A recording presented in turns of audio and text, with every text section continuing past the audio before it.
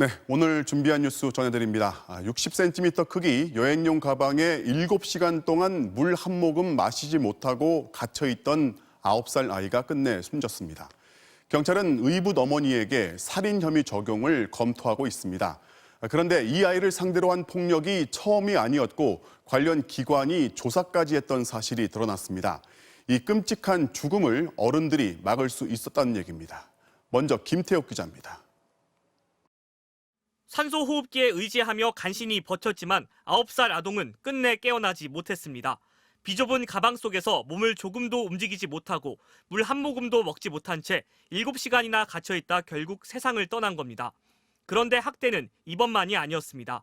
숨진 9살 소녀는 작년 1월부터 친아버지와 가해자인 동거녀, 그리고 이 동거녀의 친자녀인 15살, 11살 이복남매와 한 집에 살았습니다. 어린이날이었던 지난달 5일, 동거녀는 아이가 화장실에서 넘어져 머리가 찢어졌다며 병원을 찾았습니다. 하지만 몸 여러 곳에서 심상치 않은 상처를 확인한 병원 측은 아동학대를 의심해 경찰에 신고했고 경찰은 다시 아동보호 전문기관에 사건을 넘겼습니다. 이때 소년의 친아버지와 동거녀는 아이가 말을 듣지 않아 작년 10월부터 4차례 때렸다고 진술한 것으로 알려졌습니다.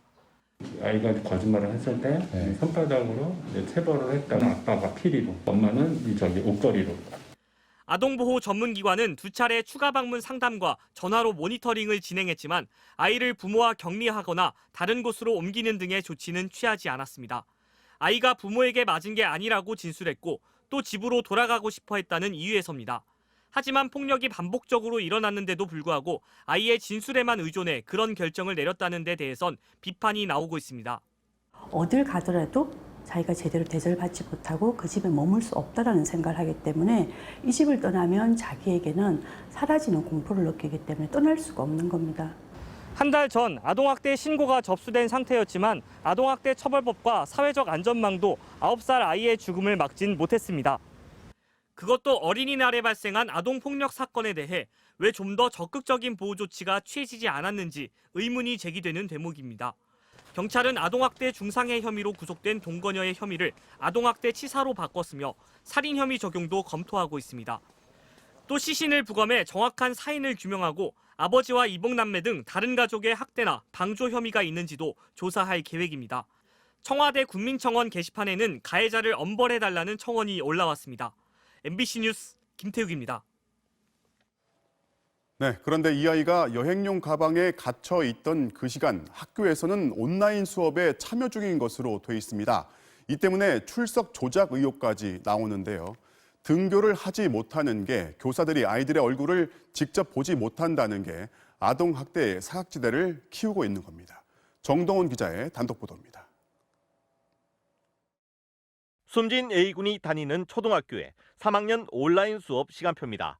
A군이 처음 가방에 갇혔던 지난 1일 4교시 화재 예방 안전교육에 이어 놀이음악을 듣는 5교시까지 이어져 있습니다. 다 끝나면 오후 2시 반입니다. 학교 기록에는 A군이 수업을 모두 들은 걸로 기록되어 있습니다. 이제 5교시까지 체크가 다 됐는가 확인을 하는 거죠. 5교시에도 들어온 걸로 되어 있어요? 예, 그렇죠. 그런데 A군이 가방에 갇힌 시간은 낮 12시부터. 아동학대 현장을 감추기 위해 A군이 수업을 듣고 있는 것처럼 동거녀가 조작한 게 아니냐는 의심이 드는 대목입니다. 만약에 저희가 이게 완료가 안 돼 있으면 문자를 보내고 그다음에 전화를 하죠. 그런데 이제 완료가 됐으니까 저희들은 이런 일이 났을 거라 상상도 못한 거죠. 개학 연기와 온라인 수업은 A군에 대한 학대가 은폐되는 시간이었습니다. 석 달 동안 학교 선생님들은 A군의 얼굴을 한 번도 못 봤습니다. 담임 교사가 매주 아이 안부를 묻긴 했지만 아이가 잘 지낸다는 답이 돌아오면 학교 측은 그걸 그대로 믿었습니다. 학대 의혹이 있는 아이들의 상태를 파악하기 힘든 건 다른 학교들도 마찬가지입니다. 등교 수업을 하면 때에 맞지 않게 옷을 입는다든가 아이가 뭐 갑자기 너무 위축되어 있다든가 잘 씻고 오지 않는다든가 이게 다 보이니까 저희가 파악을 할 수 있는데 온라인 수업은 지금 한시가 너무나 많아요. 실제 올해 1분기 학교 교사 등이 신고한 아동학대 건수는 작년보다 무려 73.3%나 줄었습니다. 학대가 줄어든 게 아니라 학대가 1차 감시자인 교사들의 눈에 띄지 않고 보이지 않는 곳에서 이루어진 겁니다. 그러는 사이 오히려 학대를 견디다 못해 아이가 스스로 신고하는 건수는 더 늘었습니다. 코로나 때문에 아이를 직접 만나기 어려운 상황에서 이 신고 체계가 좀 제대로 작동하지 못했을 수 있다. 이런 우려를 하시는 부분에 사실 이제 팩트로 나온 거죠, 결과가. 지난 4월 서울 상도동에서는 이미 2달 전 숨진 초등학생의 시신이 그나마 원격 수업을 시작하고서야 발견되기도 했습니다. 코로나로 등교 개학이 미뤄지고 상당수 온라인 수업으로 대체되는 건 어쩔 수 없지만 그럴수록 학대 의혹이 있는 아이들을 찾아내서 보호하는 방법을 빨리 마련해야 한다고 전문가들은 입을 모읍니다. MBC 뉴스 정동훈입니다. 아동 학대는 상습적으로 발생합니다. 이 아이도 이마가 찢어져 병원에 실려갈 정도로 학대가 의심되는 일이 있었지만 부모가 있다는 이유로 결국 집으로 돌아가야 했습니다. 아동 학대의 가해자와 피해자가 같이 살아야 하는 이유, 임상재 기자가 취재했습니다. 인천 미추홀구의 한 다세대 주택. 지난해 9월 의붓 아버지가 5살 아들을 목검으로 100여 차례나 때려 숨지게 한 곳입니다. 젊은 사람이 포악해.